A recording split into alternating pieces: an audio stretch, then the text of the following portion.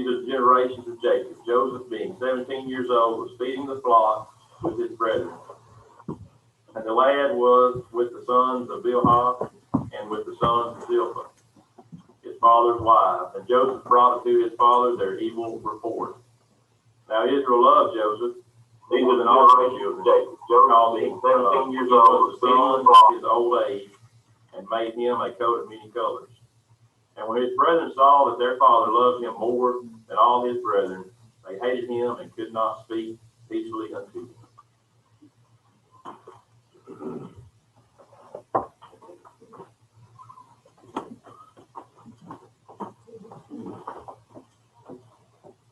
Good morning. Good morning. I am so happy to be here. We can get this turned on. And I'll move a little more towards the middle. Does that sound okay right there? All right. I'm going to move us just to the middle just a little bit here. And I wanted to just start by saying good morning and welcome to everybody. I know we have also some folks that are watching us online, and as we've become accustomed to over the last 18 months. And we're so happy to have all of you here, no matter if you're sitting here in this facility with us or if you're watching online. We hope that all of us, myself included, can look to God's Word this morning and be uplifted and come up with ways we can apply the things that we'll talk about in our everyday lives. Just a little update on me. It feels like it's been about 5 years since I visited with you folks, with everything that's going on in our country and in our world. But it's really only been just a little over 18 months or so since I've been able to be with you folks. And I want you to know how much I miss it. It feels more like 5 years when I try to pull this coat up on me a little bit more. But I'm going to get to work on that. What is it? Every good diet starts tomorrow, right? Right. So I'm going to get to work on that a little bit tomorrow. But I definitely noticed it when I went to pull this coat around my body this morning. You've probably seen on television or even perhaps read a story where the plot was about making someone's dreams come true.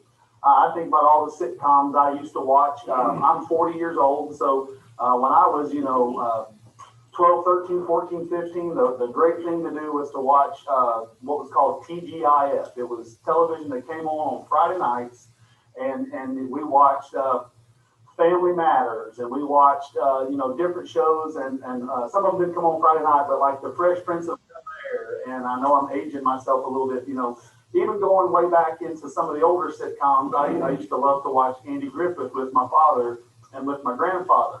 But all of those shows have a character that would eventually get fooled or duped into buying something, getting invested in something, and the purpose being, I'm going to make all your dreams come true. I mean, just think if somebody wandered in and he told you that I can make all your dreams come true, most likely being the intelligent people that you are, you would say, yeah, sure you can. But we're going to look at, hopefully, a story and using that phrase of making our dreams come true and discover that from a spiritual perspective, that we are 100% able to do just that, to make all of our dreams come true. If I asked you, and if you feel comfortable saying it, then you can definitely do so. If I asked you who your favorite Old Testament character was, who would you say? One of mine, as you can tell from the Bible reading in the lesson this morning, is the character of Joseph. And I've always loved the character of Joseph. Pretty much the entire last 12 or 13 books or chapters of the book of Genesis are all about the life of Joseph. And it's a really amazing and incredible story. And it's one that I think we can gain a lot from. And a lot of this material that I'm presenting today comes from my good friend and someone that you guys know, Chris Presnell. It's a lesson that he wrote, but I have always struggled with how do you teach the life of Joseph when it covers 12 chapters in the Old Testament? That's a lot of material to try to share in the 30 to 45 minutes that we'll have this morning. And he wrote a sermon, and I've taken part of it, and I'm sharing part of it this morning because it allows us to look at the entirety of the life of Joseph.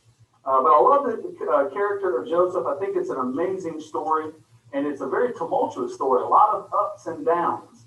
And I hope that us studying it together this morning will be beneficial to you. And again, if anyone has any comments that they want to make, if you'll just make them, and I'll try to repeat them so everyone at home can hear everything that's said as well. But I appreciate so much that introduction to Joseph. If you think about it, as soon as we're introduced to Joseph, things are rocky. Joseph has brothers, and he doesn't have, like me, one older brother. He doesn't have, like some of you, a couple of older brothers, or maybe you're the middle sibling and you've got one on one side and one on the other side. How many brothers does Joseph have? A ton. 11, 12, I think, if you count Benjamin, who was younger than him. He has a ton of brothers. Now, I love this phrase here in Genesis chapter 37. It says in verse 3, it says, "Now Israel loved Joseph more than any of his sons because he was the son of his old age." You ever had anybody who had a grandchild and it softened them up a little bit? We've got some folks at Flint that I love dearly, and they were just a little bit on the intense side.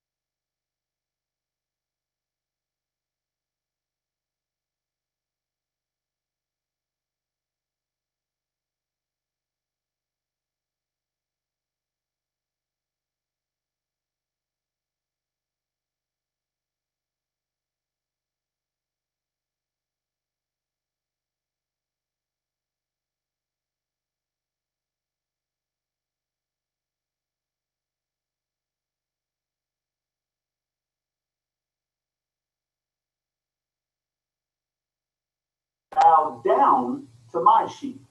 His brothers said to him, "Are you indeed to reign over us? Or are you indeed to rule over us?" So they hated him even more for his dreams and for his words. Verse 9, "Then he dreamed another dream and told it to his brothers and said, 'Behold, I have dreamed another dream. Behold, the sun, the moon, and 11 stars were bowing down to me.' But when he told it to his father and to his brothers, his father rebuked him and said to him, 'What is this dream that you have dreamed? Shall I and your mother and your brothers indeed come to bow ourselves to the ground before you?' And his brothers were jealous of him, but his father kept the same in mind." Every time I read this story in this particular passage, I think of two things. The first thing I think of this is probably about the only mistake I can really think of Joseph making when we think about his life and study his life. I'm sure he made mistakes day to day, as we all do. But his biggest mistake here was kind of gloating about these dreams that he had. The second thing I think about, you ever had a dream, and as soon as you had the dream, you knew you weren't going to share it with anyone? You woke up and thought, "Oh, I'm keeping that one to myself." I'll raise my hand right now and say I've dreamed a lot of things, and I thought, nope, don't think I'm going to share that one with the wife. Nope, don't think I'm going to tell anybody about that, because we can't control our dreams. It's very difficult to do that. But Joseph here is an open book. He says, "You know what? I had a dream, and I'm going to tell you about it." And his dreams demeaned and put down his brothers. Now, you folks are super smart and super intelligent. What do we know about Jewish and the customs, the Hebrew customs back then? Was that in a family of 13 sons, who was due the honor of those 13 sons? Who was the one that got the respect, or was supposed to get the most respect? The oldest. The oldest. That's the way it was. It was that way even up through Jesus' time, and there are probably even some cultures today who still enforce that the oldest child is sort of the leader of the family. He's going to take care of mom and dad if they get sick. He's going to take care of the younger brothers if something happens to them. That's a cultural thing, and that's very true here. And so here we have the second to youngest, because we do know that Benjamin was younger than Joseph. The second to youngest goes and tells his brothers this dream, and this dream dishonors them. It takes all those 12 brothers that we sing that VBS song about, Reuben, Simeon, Levi, Judah, Issachar, all the way through that. It takes every one of them and tells them, I am dishonoring you because in my dream, you bow down and you pay reverence to me. And so even though Joseph dreamed these dreams, if we look at the whole story of Genesis and what happens, did Joseph's dreams come true?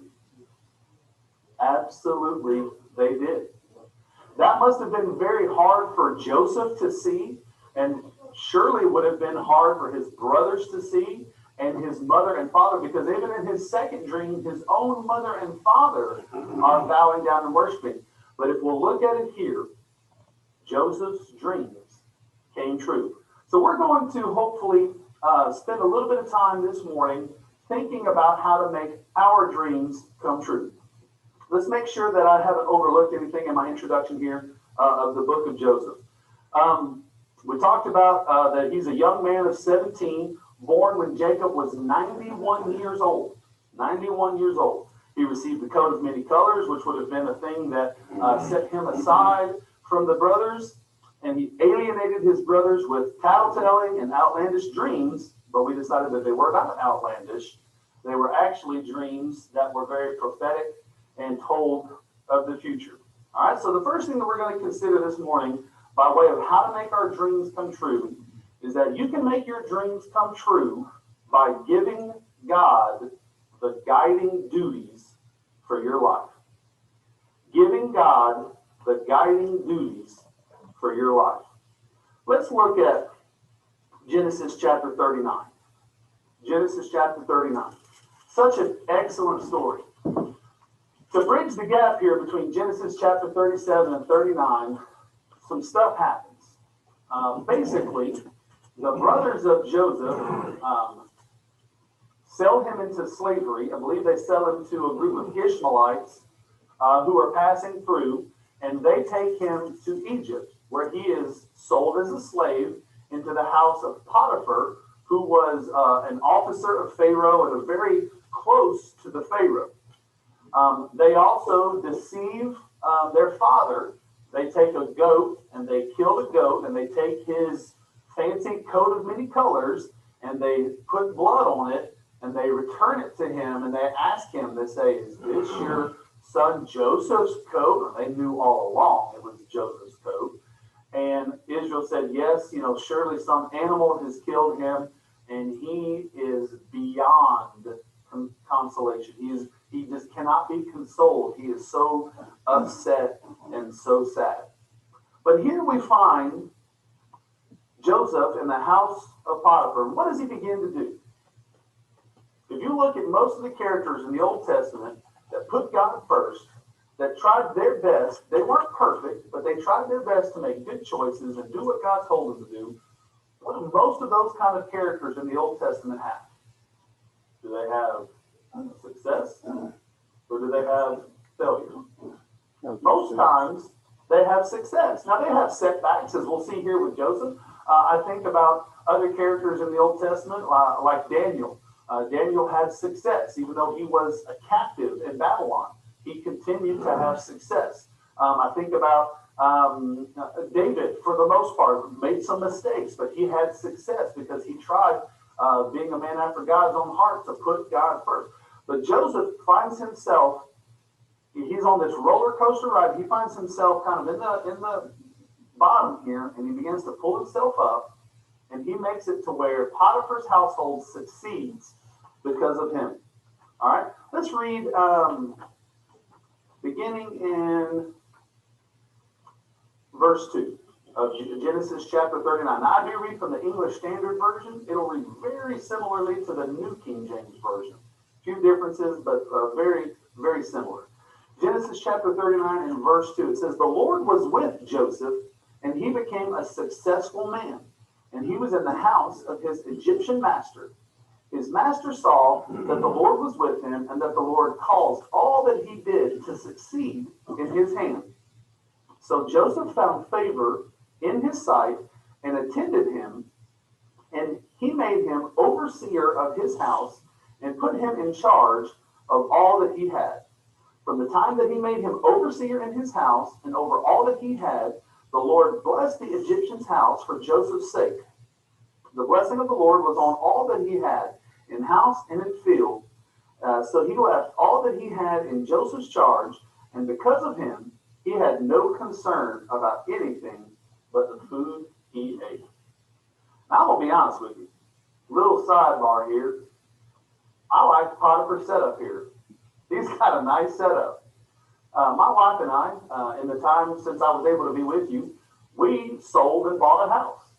We bought a house that has 10 acres of land with it, and the house we sold was a house that was virtually brand new, and we bought a house that was 40 years old. It's a great house, but you guys know 40-year-old house is going to need what? It'll need a little bit of work, okay? I don't know what I was thinking, all right? And so there's always something to do.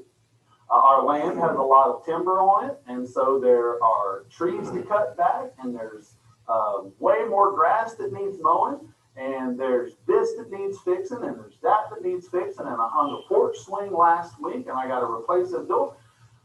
Whew, I need me a Joseph to come along, because Potiphar sat back and said, Joseph, you take on all these projects.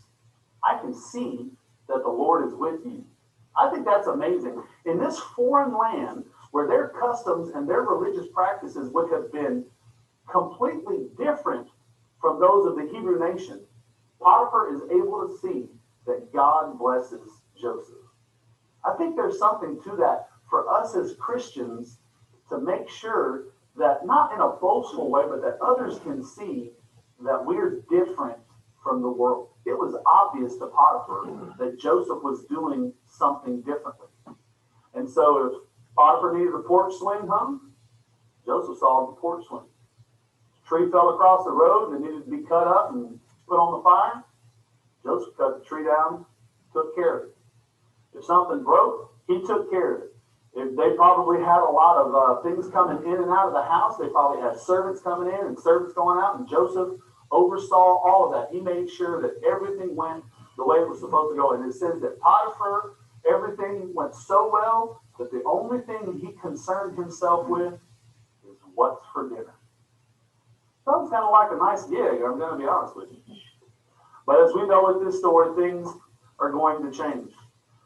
And you'll see here that Joseph's going to give God the glory.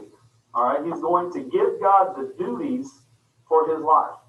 Joseph must have been brought up to trust God and to understand his will. And he does this, remember y'all, not as an old man who has had years to rely on the examples of those around him to learn from his mistakes.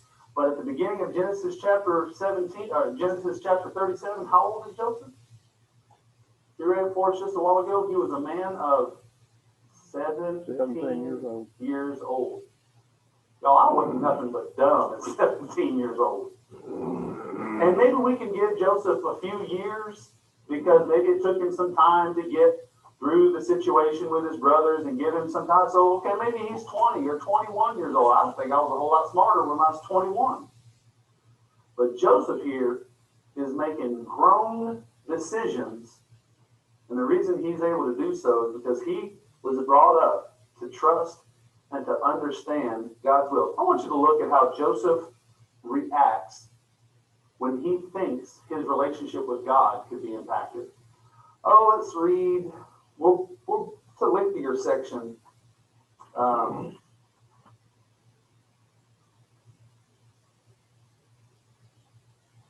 Let's read verses, the second half of verse 6, all the way to about verse 12. It says, Now Joseph was handsome in form and appearance, and after a time his master's wife cast her eyes on Joseph and said, Lie with me. We're in verse 8 of Genesis chapter 39, verse 8. It says, "But he refused and said to his master's wife, 'Behold, because of me, my master has no concern about anything in the house, and he has put everything that he has in my charge. He is not greater in this house than I am, nor has he kept back anything from me except yourself, because you are his wife. How then can I do this great wickedness and sin against God?' And as she spoke to Joseph day after day, he would not listen to her, to lie beside her, or to be with her. But one day, when he went out into the house to do his work, and none of the men of the house were there in the house, she caught him by his garment, saying, 'Lie with me.' But he left his garment in her hand and fled and got out of the house." So here we have Joseph in a very tricky situation. This woman here is trying to get him to do things that he knows he's got no business doing. And, let's not trick ourselves and think that this was one time. This was true temptation, which means it shows up time after time. It says in verse 10, it says day after day. Just repeat, and I think that's a great description of how Satan works. He doesn't just tap on our shoulder one time.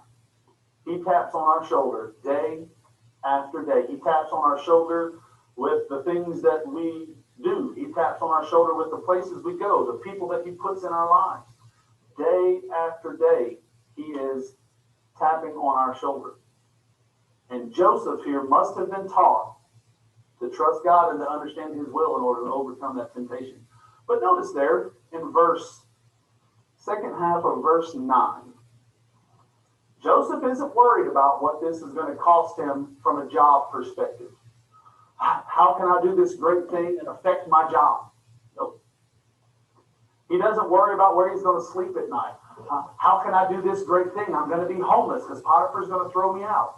Nope.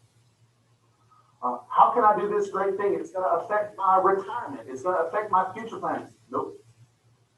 His concern was, how can I do this thing and sin against God? Joseph's priorities were intact because he was going to give God the guiding duties for his life. I used to see those bumper stickers, and I'm aging myself here a little bit, but it's been 20 or 30 years since they were popular, but it always said, "God is my," what? "Co-pilot." And I understood the implication there. They were saying, I want to allow God to help me guide my life. But the truth of the matter is that God is the pilot. We're just lucky to be along for the ride. But here Joseph was trying to do that very thing. He was trying to make sure that every decision of his life, that God was a part of that. And as I get older and older, I need to remember that that's going to be true whether I'm a 17-year-old young man or whether I'm a 95-year-old man nearing the end of his life, is that I need to continually ask myself, is this something that God would approve of? But how can you make your dreams come true? By doing just like Joseph did and giving God the guiding duties for your life. Giving God the guiding duties for your life. Let's look at another aspect of Joseph. You can make your dreams come true by giving God the glory for the accomplishments in your life. Giving God the glory for the accomplishments in your life. Flip over to Genesis chapter 41 and verse 16. We'll get to verse 16 and we'll do some catch up again with our history. If we pick up our story, Joseph, Mrs. Potiphar, as I call her, she eventually lies about Joseph and tells her husband that Joseph made advances towards her, was inappropriate towards her, and so Potiphar throws Joseph in prison. While Joseph's in prison, he again picks himself up, begins to rise in the ranks within the prison, and he has prisoners put underneath him. He himself is a prisoner, but he has prisoners who are put underneath him that he is supposed to oversee. And two of those prisoners are the chief baker, the person who would have made food and baked things for the Pharaoh, and also the chief cupbearer, or in some translations, he's referred to as a butler. He brings the king his drink, or the Pharaoh his drink. And both of them have a dream. While they have their dream, Joseph interprets them. He says, okay, in 7 days, I believe it's 7 days. I don't like anything wrong. 3 days, excuse me. In 3 days, one of you is going to be restored to Pharaoh's side. He's going to restore you to your position. And in 3 days, the other one is going to have his head taken off of his shoulders. And that's exactly what happened. Let's see. It says, verse 21, I've gone back to chapter 40. In verse 21, it says, he restored the chief cupbearer to his position, and he placed the cup in Pharaoh's hand. But he hanged the chief baker as Joseph had interpreted to him. Yet the chief cupbearer did not remember Joseph, but forgot him. So when Joseph sends these guys back to Pharaoh, he asks the chief cupbearer to remember Joseph. Hey, listen, when you get back to Pharaoh's side, will you tell him about me? I'm down here in prison, and I would love to be of use to Pharaoh, and I would love to get out of prison. Will you tell him about me? And the chief cupbearer agreed to do so, but forgot him. Things go a little bit further, and we find that Pharaoh now is having dreams. And now the chief cupbearer remembers. Verse 14 of chapter 41. It says, then Pharaoh sent and called Joseph, and they quickly brought him out of the pit. And when he had shaved himself and cleaned his clothes, he came in before Pharaoh. And Pharaoh said to Joseph, I have had a dream, and there is no one who can interpret it. I have heard it said of you that when you hear a dream, you can interpret it. All right? So I want you to, if you're a visual person like I am, I want you to see this in your head. Joseph comes up out of his pit. The Bible says that they cleaned him up, trimmed him all up real nice, got him looking good. You don't go before Pharaoh. You don't go before a king of a country or of a nation without, putting your best foot forward. So he cleans himself up. He goes and stands before Pharaoh, and Pharaoh says, look, I've had a dream, and I've heard it told that Joseph, you know how to interpret these dreams. I bet Joseph was standing pretty tall that day. Yep, I got you, Pharaoh. I'm the dream guy. In fact, my brothers used to call me the dreamer. Oh, yeah, I got you, Pharaoh. I can take care of that dream just like that. We know that's not the attitude that Joseph had. Listen to how he replied to Pharaoh. Verse 16. He knew that giving God the glory for his accomplishments was the right thing to do. Joseph answered Pharaoh, it is not in me. God will give Pharaoh a favorable answer. I love his approach to responding to Pharaoh. He had every opportunity here to pat himself on the back, to lift himself up, to promote. In today's world, we talk about self-promotion, and we talk about, if you're a business owner, you got to promote your brand. And we, got to make yourself look good, got to get your name out there, make sure people know about you and what you can do and the things that you can create. Joseph said, it's not me. I'm not the one who does it. I'm just the one through whom God does it. Turn over to Genesis chapter 45, where we're kind of jumping around here in this story.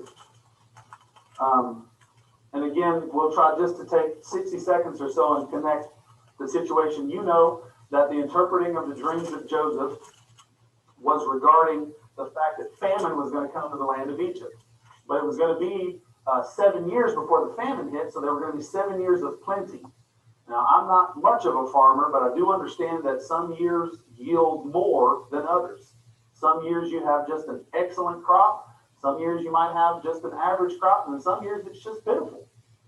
And so Joseph interprets the dreams of Pharaoh and says, listen, Pharaoh, those cows that you dreamed about and those stalks of grain that you dreamed about, that means that in 7 years, for 7 years, there's going to be plenty. There's going to be more than the people need. So you better put some aside. And they do that. And then, at the end of that 7 years, a famine strikes. And the famine was so bad that all the surrounding nations came to Egypt because Egypt had a surplus of grain. And who comes knocking? But Joseph's family. Joseph's father sends his brothers to Egypt and says, you got to go get us some food. We're in bad shape. And so through a series of events, Joseph's brothers are brought back into his life. And that was I'm sure, a very difficult and very emotional process. And they go back and forth a few times, and Joseph kind of tests them, and eventually all of Joseph's family is restored. Even his father is brought to Egypt, and they live. Okay, they settled in a land called Goshen. All right, but in Genesis chapter 45 and verse 9, let's see here. We'll read, go back up to verse 6. Genesis chapter 45 and verse 6. He's speaking to his brothers. Well, you know what? We're going to miss the story if we don't go up to verse 4. Genesis 45, verse 4, it says, so Joseph said to his brothers, come near me, please. And they came near, and he said, I am your brother Joseph, whom you sold into Egypt. And now do not be distressed or angry with yourselves because you sold me here. For God sent me before you to preserve life. For the famine has been in the land these 2 years, and there are yet 5 years in which there will be neither plowing nor harvest. And God sent me before you to preserve for you a remnant on earth and to keep alive for you many survivors. So it was not you who sent me here, but God. He has made me a father to Pharaoh and lord of all his house and ruler over all the land of Egypt. Hurry and go up to my father and say to him, thus says your son, Joseph, God has made me lord of all Egypt. Come down to me, do not tarry. Here's Joseph in front of these brothers who mistreated him, who hated him. And again, he has every opportunity to show them, I'm in charge now. I run this place. Egypt's doing well because I stepped in and I made sure that we had enough to eat. But how many times in that passage did we read about what God did? You don't read about Joseph saying, I saved Egypt. I did this. I came here. Verse 3, God sent me. Verse 7, God sent me. Verse 8, it was not you who sent me here, but God. He has made me father. Joseph returns the glory back to God. And I hope that when we experience success in our lives, when we have accomplishments in our lives, that we give that glory back to God. We need to praise God for his goodness. Open up to James chapter 1 and verse 17. James chapter 1 verse 17. It'll be a verse that is very familiar to you. It says, every good gift and every perfect gift is from above, coming down from the Father of lights, with whom there is no variation or shadow due to change.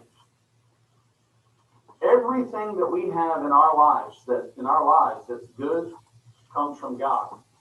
And I hope that we are glorifying him as a result. So if you want your dreams to come true, give God the glory for the accomplishments of your life. Joseph rose to be second only to Pharaoh in the land of Egypt, and he continually gave that glory back to God. Continuing on, about what time do we stop? 20, 25, something like that? Or, oh boy, 15. Well, I only got 3 more points here. We'll rush through these pretty quickly, and then the lesson will be yours. You can make your dreams come true by giving God the grief you feel in life. Giving God the grief you feel in life. Open up to Genesis chapter 40, going back to the life of Joseph. We're, like we said, jumping all around. In verse 15, when he's in prison, it says, for I was indeed stolen out of the land of the Hebrews, and here also I have done nothing that they should put me into the pit. Joseph had every right to be bitter. Joseph had every right to be angry, but he didn't. How did he overcome that bitterness? You overcome that bitterness by recognizing your blessings, by counting your blessings, and making sure to do your best to bless others. Give blessings to others. Genesis 45 and verse 5, we were just there a second ago. It says, and do not be distressed or angry with yourselves because you sold me here, for God sent me before you to preserve life. Again, Joseph had every right to be bitter and angry at those brothers, but he didn't. He let that bitterness go. You have to overcome bitterness with blessings. I heard this recently, and I love this statement. Joy and resentment cannot occupy the same space. I think there's a lot to that. If you know somebody who doesn't have joy in their lives, it's usually because they have a lot of resentment in their lives. Joy and resentment cannot occupy the same space. So count your blessings and start giving blessings to everyone. In Acts chapter 20, verse 35, a verse that we typically use to talk about monetary giving, but it says that it is more blessed to give than to receive. I think that applies to blessings as well. Look for opportunities to bless others. Look for opportunities to help someone out. Look for opportunities to do things to improve someone's quality of life. So you want to have all of your dreams come true? Give God the grief you feel, the bitterness you feel. And then finally and quickly this morning, you can make your dreams come true by giving God the gratitude for those blessings in life. Two verses here, or one quick verse at the very end of Genesis chapter 50 is one of my absolute favorite verses.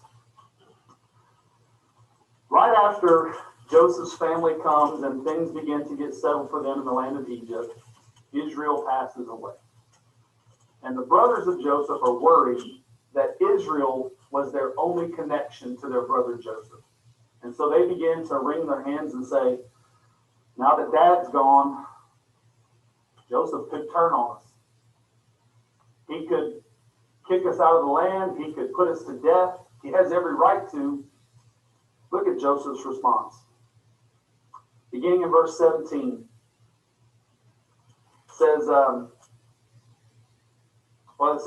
verse 16, it says, so they sent a message to Joseph saying, your father gave this command before he died. Say to Joseph, please forgive the transgression of your brothers and their sin, because they did evil to you. And now please forgive the transgression of the servants of God of your father. Joseph wept when they spoke to him. His brothers also came and fell down before him and said, behold, we are your servants. We are your servants. But Joseph said to them, do not fear, for am I in the place of God? Verse 20, as for you, you meant evil against me, but God meant it for good to bring it about that many people should be kept alive as they are today. So do not fear, I will provide for you and your little ones. Thus he comforted them and spoke kindly to them. Give God the gratitude for the blessings in your life. Some blessings come at the end of trials and difficulties. They don't always come at the beginning. In James chapter 1, when it talks about trials, count it all joy when you fall into various trials. Sometimes that joy and those blessings come at the end of those trials. Here it came at the end of the story of Joseph. But we've got to give God the benefit of the doubt and not the blame when things are not going like we want. But if we'll follow these principles here that Joseph has shared with us, then our dreams really can come true in eternity. Thank you this morning for studying with me about the life of Joseph. I appreciate it so much. Didn't run us over too bad. Hey, boy, you're late.